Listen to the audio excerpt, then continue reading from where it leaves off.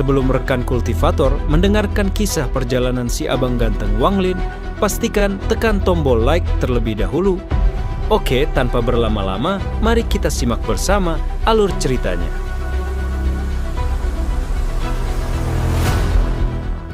Mereka berlima dengan hati-hati terbang ke jurang. Wang Lin tidak di depan, tapi di kanan. Saat terbang ke bawah, dia juga mengamati dinding jurang. Dindingnya sangat halus, seolah-olah mereka telah dipotong oleh senjata tajam. Saat tangan kanan Wang Lin menyentuh dinding, dia langsung merasakan sensasi dingin masuk ke tubuhnya melalui jari-jarinya. Saat kelimanya terus turun, lingkungan sekitar secara bertahap menjadi gelap. Namun, kegelapan ini tidak berarti apa-apa bagi para pembudidaya. Mereka memiliki energi spiritual surgawi yang terkondensasi di mata mereka, memungkinkan mereka untuk melihat segalanya. Semakin banyak mereka turun, semakin banyak retakan bercabang mulai muncul, membentuk jalur membelah seperti cabang di pohon. Setiap cabang seperti gua yang hitam pekat. Bahkan dengan energi spiritual surgawi yang terkondensasi di mata mereka, beberapa gua terlalu gelap untuk dilihat. Saat jalur percabangan secara bertahap bertambah jumlahnya, tubuh Dujian tiba-tiba berhenti di udara. Ekspresi Murong Juo masih dingin. Ketika dia melihat Dujian berhenti, dia sedikit mengernyit tetapi tidak berbicara. Kedua wanita itu, Zhao Yixuan dan Xu Fei, berhenti dan melihat sekeliling mereka. Jalan bercabang ini seperti mulut raksasa yang menunggu mangsa datang. Semuanya, saya yakin ada beberapa harta di dalam celah ini. Saya percaya bahwa saat kita melangkah lebih dalam, akan ada lebih banyak celah. Tujuan kami datang ke sini adalah untuk mendapatkan harta karun. Jadi sekarang, semuanya akan bergantung pada kemampuan kami. Dengan itu, Dujian melayang menuju salah satu celah. Murong Juo ragu-ragu sebentar sebelum terbang menuju celah lain. Zhao Yixuan tertawa kecil. Mengapa magang senior saudara Wang tidak melihat-lihat? Mungkin Anda akan mendapatkan panen yang tidak terduga. Wang Lin menggelengkan kepalanya. Matanya tenang.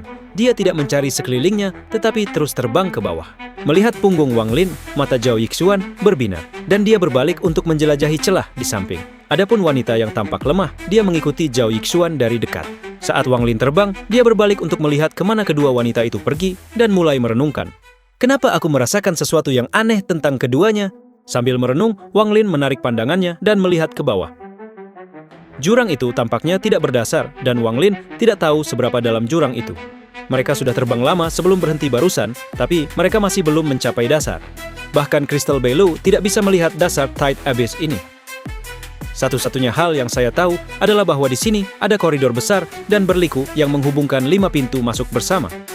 Adapun pintu keluarnya hanya ada satu.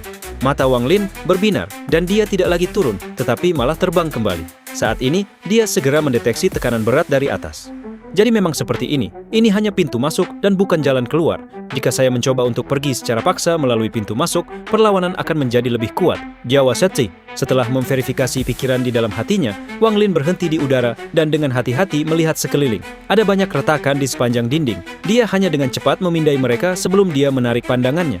Banyak orang pasti datang ke Tight Abyss selama bertahun-tahun. Bahkan, jika retakan ini benar-benar memiliki harta karun sebelumnya, saya khawatir retakan ini kosong sekarang. 1000 kaki di bawah adalah salah satu tempat yang sulit diseberangi yang saya temukan dengan kristal. Ekspresi Wang Lin tenang saat dia melayang di udara.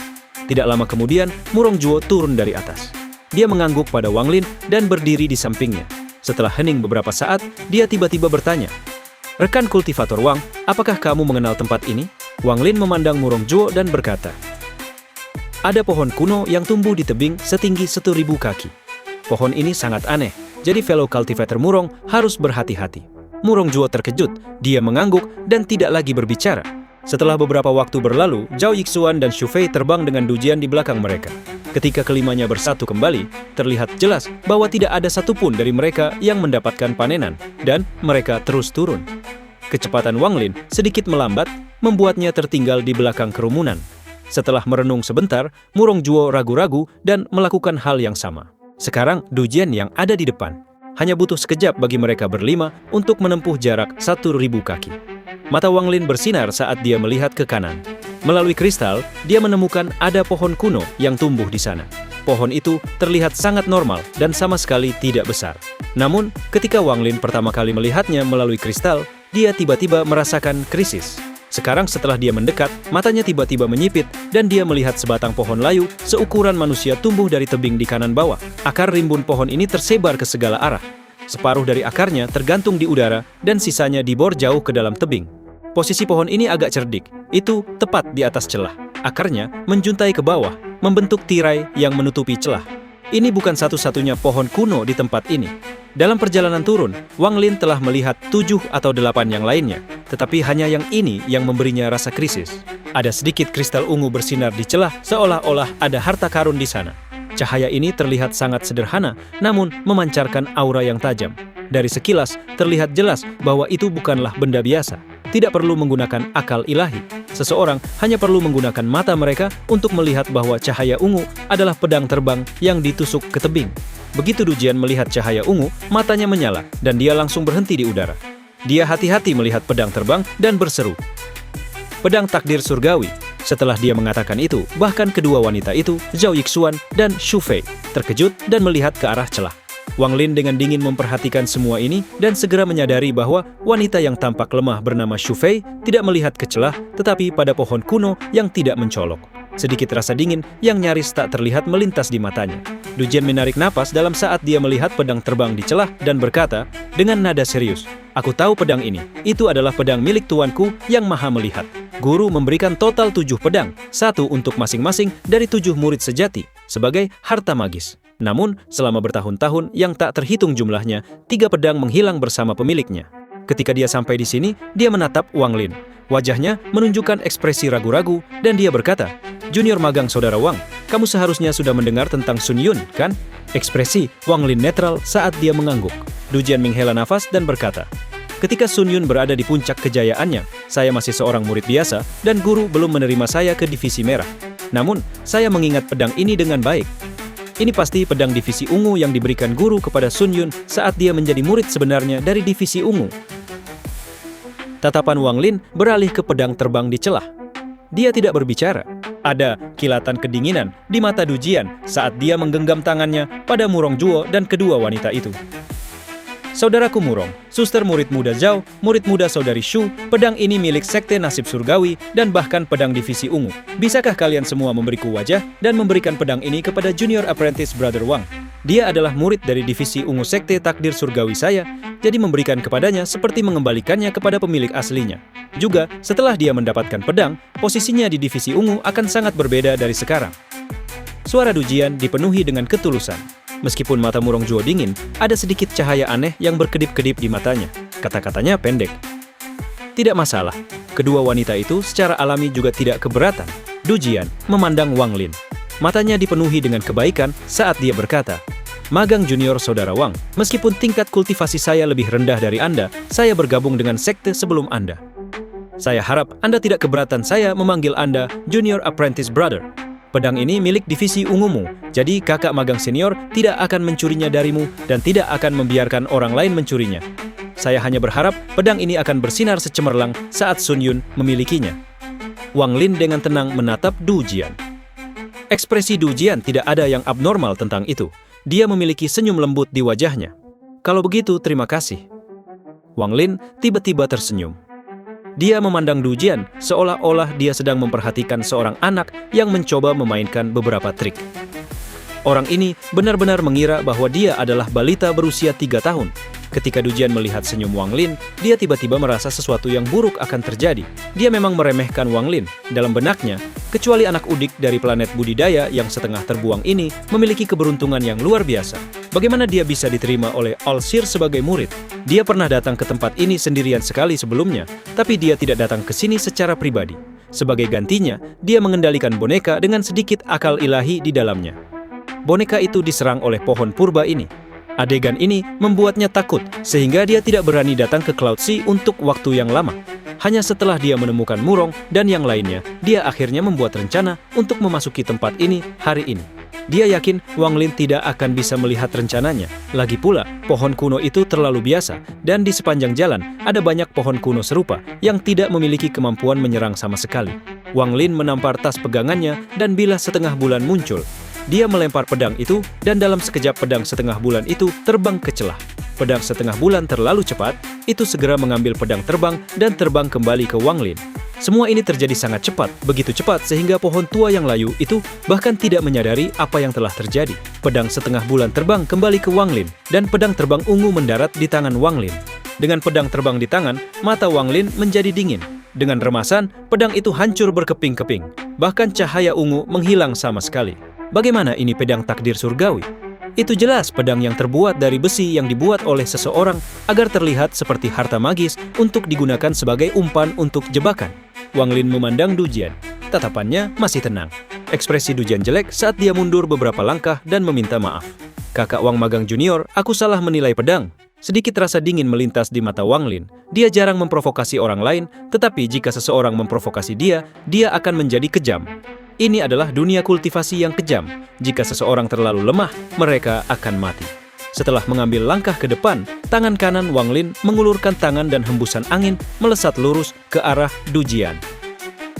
Ekspresi Du Jian sangat berubah saat dia dengan cepat mundur dan berteriak. Apa artinya ini, Wang Lin? Namun, sangat sulit baginya untuk mengelak di ruang sempit ini dengan tingkat kultivasinya. Bahkan, jika dia berteleportasi, dia tidak akan bisa menghindari mantra Wang Lin yang diinfuskan dengan Dao Wang Lin.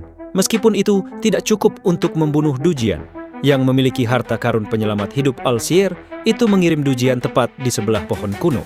Saat ini, lengking tajam datang dari pohon. Kemudian, pohon kuno itu runtuh menjadi serangga terbang seukuran jari yang tak terhitung jumlahnya, yang menyerbu keluar seperti awan tebal. Bagaimana ini bisa menjadi pohon kuno? Itu jelas merupakan ilusi yang dibentuk oleh sejumlah besar serangga yang berkumpul di sini.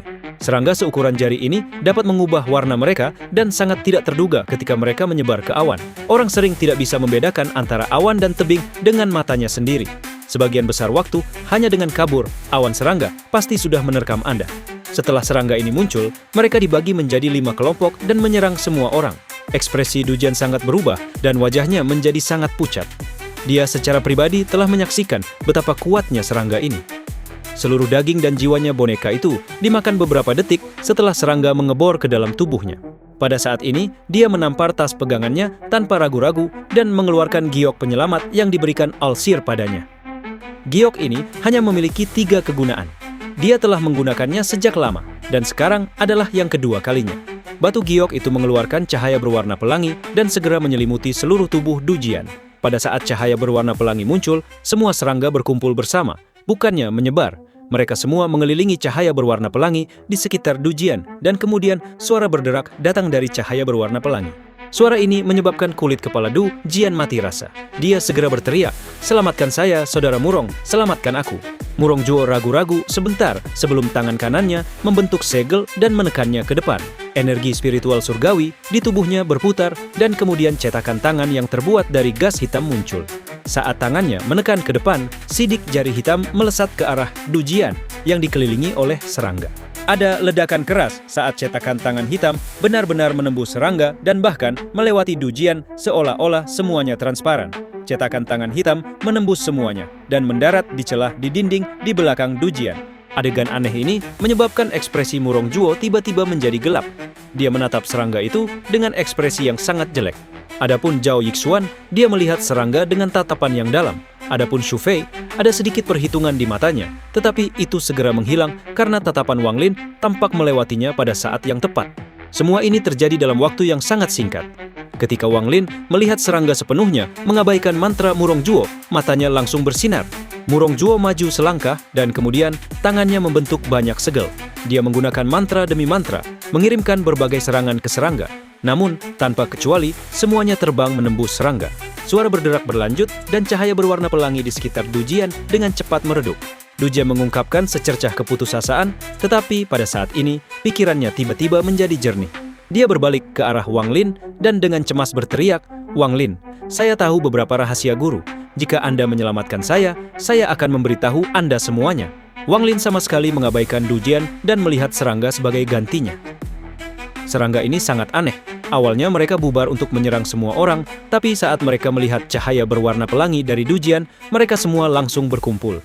Zhao Yixuan memainkan rambutnya dan dengan lembut berkata, "Setelah serangga ini melahap, senior magang Saudara Du, kita akan menjadi target berikutnya. Jika kita tidak pergi sekarang, saya khawatir tidak akan ada kesempatan lain."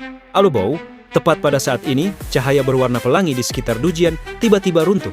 Pikirannya bergetar ketika dia segera mengaktifkan penggunaan terakhir dari harta penyelamat nyawanya, menyebabkan batu giok pecah. Namun, suara berderak seperti lonceng yang bergema di dalam hatinya, menyebabkan jantung Du Jian berdegup kencang. Dujian mengetupkan giginya dan mengatakan rahasia terbesar di hatinya. Wang Lin, saya tahu rahasia divisi ungu Anda. Saya tahu mengapa Sun Yun mengkhianati guru saat itu. Jika kau menyelamatkanku, aku akan memberitahumu semuanya. Ekspresi Wang Lin netral saat dia melihat Dujian. Dia melambaikan tangan kanannya dan cahaya keemasan yang sangat terang segera muncul di tangannya. Cahaya emas ini adalah salah satu dari 11 simbol emas dari gua. Keemasan ini sangat cerah seperti matahari karena menerangi semua kegelapan di daerah itu. Serangga yang mengelilingi Dujian semuanya mengeluarkan dengungan yang keras dan dengan cepat menyerang simbol emas di tangan Wang Lin. Mata Wang Lin berbinar. Dia tahu bahwa penilaiannya benar.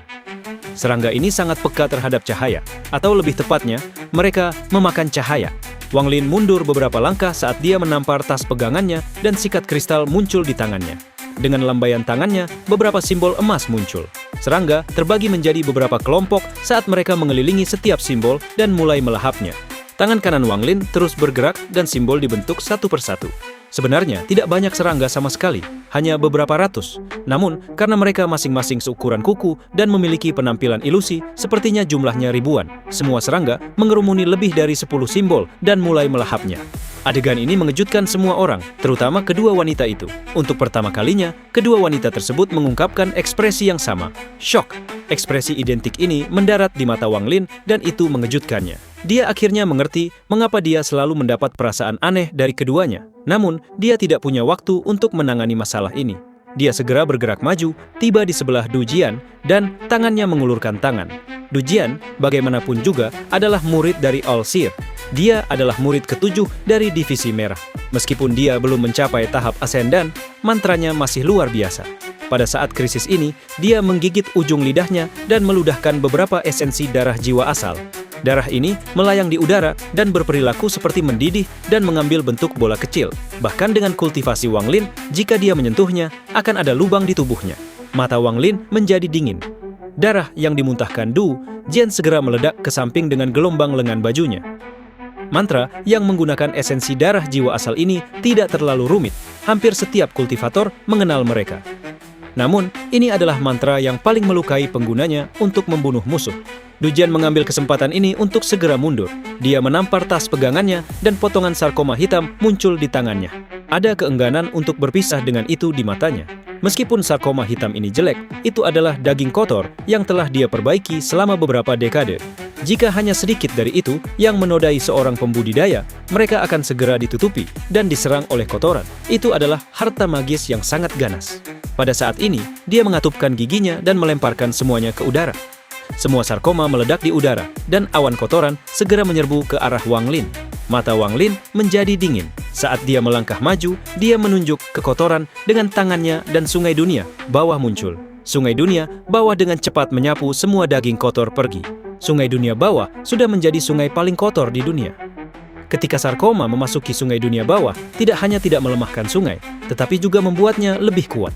Dujian memang sangat kuat di antara mereka yang memiliki tingkat kultivasi yang sama, dan harta karun sarkoma ini akan membuatnya tidak akan pernah kalah. Namun, sebelum seseorang yang memiliki dao sendiri, seperti Wang Lin, tidak memenuhi syarat untuk berurusan dengan Wang Lin, kecuali dia mengambil langkah terakhir itu, memecahkan penghalang di sekitar hatinya dan melangkah ke tahap Ascendan. Tangan kanan Wang Lin bergerak seperti kilat saat dia meraih Dujian, yang matanya dipenuhi dengan keputusasaan. Dia tidak mengajukan pertanyaan apapun dan mengaktifkan energi spiritual celestialnya untuk segera memotong jiwa asal Dujian dari tubuhnya. Kemudian, dia menampar tasnya yang dipegang dan mengeluarkan bendera larangan.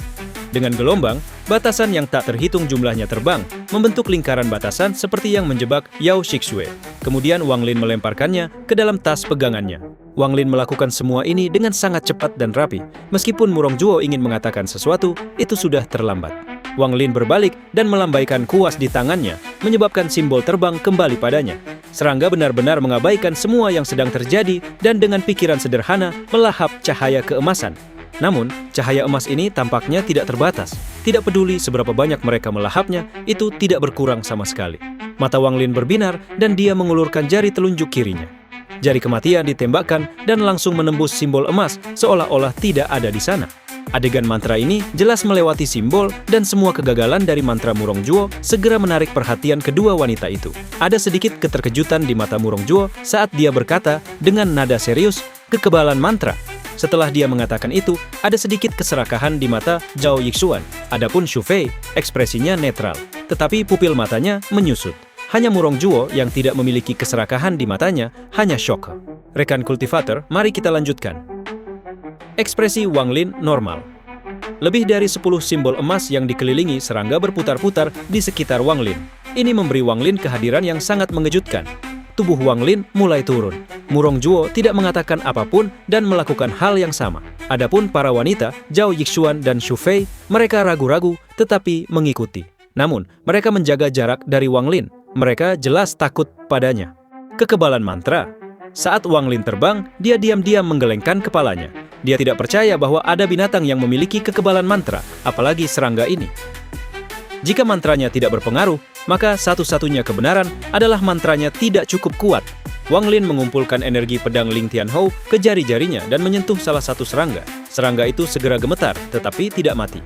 Wang Lin mengungkapkan sedikit keterkejutan di matanya. Dia hanya memiliki satu sinar energi pedang Ling Tianhou yang tersisa. Menggunakan kurang dari 1% energi pedang sudah menjadi batasnya. Mereka berempat terus menuruni jurang. Adapun tempat-tempat berbahaya yang ditemukan Wang Lin dengan kristal dari Beilou, mereka bisa melewatinya dengan bantuan Murong Zhuo, meski agak lambat. Selama masa-masa ini, baik Zhao Yixuan dan Xu Fei juga banyak membantu, terutama Zhao Yixuan. Mantra wanita ini sangat misterius. Seringkali terlihat seperti tidak ada yang terjadi, tetapi kekuatan sebenarnya dari mantra itu akan muncul dengan sendirinya. Sebagai perbandingan, Xu Fei tampak agak tidak memadai. Namun, setelah keraguan Wang Lin muncul, dia mengamati dengan lebih cermat. Semakin dia melihat, semakin dia yakin akan teorinya. Saya tidak berharap untuk bertemu seseorang dari sekte itu di sini. Aku wahai. Wang Lin menarik pandangannya dan tidak lagi memperhatikan mereka. Selama mereka tidak memprovokasi dia tidak ingin mengungkap rahasia kedua wanita itu. Adapun Murong Zhuo, mantranya bahkan membuat Wang Lin mengangkat alisnya. Mantranya sangat bervariasi. Bahkan sampai sekarang, Wang Lin tidak melihatnya menggunakan mantra yang sama 2 kali. Wang Lin percaya bahwa dengan kultivasinya, dia bisa menang melawan Murong Zhuo, tetapi harus menanggung cederanya. Akan berbeda jika dia menggunakan harta, tapi bagaimana mungkin Murong Zhuo tidak memiliki harta juga? Jika mantra melarikan diri Murong Zhuo sama menakjubkannya dengan pria tua pendek itu, dan jika Murong Zhuo ingin melarikan diri, Wang Lin tidak akan bisa menangkapnya. Jiwa asal lelaki tua pendek itu disegel dan terperangkap di dalam bendera jiwa. Setelah menyelamatkan Zhou Yi dan menangani masalah Tide Abyss, saya perlu meluangkan waktu untuk mengembangkan mantra ini. Pada hari ini, dengan bantuan Murong Zhuo, mereka berdua bekerja sama dan akhirnya mencapai bagian tengah bawah Tide Abyss. Hati Wang Lin bergetar, tetapi dia segera menekan perasaan itu. Bahkan, kristal dari Beilou tidak bisa melihat di bawah bagian ini. Namun, target Wang Lin sangat dekat. Menurut Demon Beilou kuno, dia merasakan Zhou Yi di sini. Namun, bahkan dengan kekuatan Beilou, dia tidak bisa menentukan lokasi Zhou Yi. Wang Lin menggenggam tangannya. Saudaraku Murong, ada hal lain yang harus aku lakukan, jadi aku tidak akan mengikuti kalian. Dia merenung sejenak sebelum melihat wajah tenang Murong Zhuo dan berkata, saya senang bisa bertemu saudara Murong dalam perjalanan menyusuri Tide Abyss ini. Jika Anda membutuhkan saya untuk sesuatu di masa depan, jangan ragu untuk bertanya. Arjemi Jiseibo. Sangat jarang Wang Lin mengatakan hal-hal ini dengan kepribadiannya. Meskipun Murong Zhuo ini jarang berbicara, dia tidak pernah menahan diri ketika dia perlu bertindak dan tidak pernah diambil alih oleh keserakahan. Wang Lin tidak banyak bicara. Murong Zhuo mengungkapkan senyum langka saat dia mengangguk ke arah Wang Lin dan diam-diam terbang ke bawah. Wang Lin merenung sebentar dan mengirim transmisi suara ke Murong Zhuo. Saudara Murong, berhati-hatilah terhadap kedua wanita itu. Jika saya tidak salah, mereka pasti orang-orang dari Corps Sect. Salah satunya pasti mayat dengan jiwa asal yang sudah terbangun. Misai Chowaichi. Murong Zhuo tidak memandang kedua wanita itu atau melakukan apapun yang menunjukkan bahwa dia bahkan mendengar Wang Lin. Dia terus turun, tetapi tidak ada yang memperhatikan bahwa matanya berbinar sesaat dan dia menjadi lebih waspada. Dia telah mendengar tentang Corps Sect. Sekte itu jauh lebih kuat daripada kebanyakan negara kultivasi. Hampir setiap negara budidaya akan memiliki cabang dari Corps Sect. Mereka terlalu kuat. Kedua wanita itu juga mengucapkan selamat tinggal dan terbang ke bawah. Namun, Xu Fei secara acak memainkan rambutnya. Seutas rambut beterbangan dan menempel di tebing. Setelah mereka bertiga menghilang di kejauhan, mata Wang Lin menjadi dingin dan tatapannya jatuh ke tebing di kejauhan. Dia mengulurkan tangan kanannya dan sehelai rambut terbang ke arahnya dan terjepit di antara jari-jarinya. Sepertinya peringatan saya tidak cukup. Wang Lin mendengus dingin dan mengusap jarinya. Untaian rambut terbakar, tapi apinya hijau. Sutas akal ilahi keluar dari rambut, tetapi sebelum bisa memadat, Wang Lin meludahkan energi asal. Indra ilahi segera runtuh setelah bertabrakan dengan energi asal. Saat menuruni Tide Abyss, tubuh Xu Fei bergetar. Darah mengalir keluar dari sudut mulutnya dan matanya mengandung jejak ketakutan.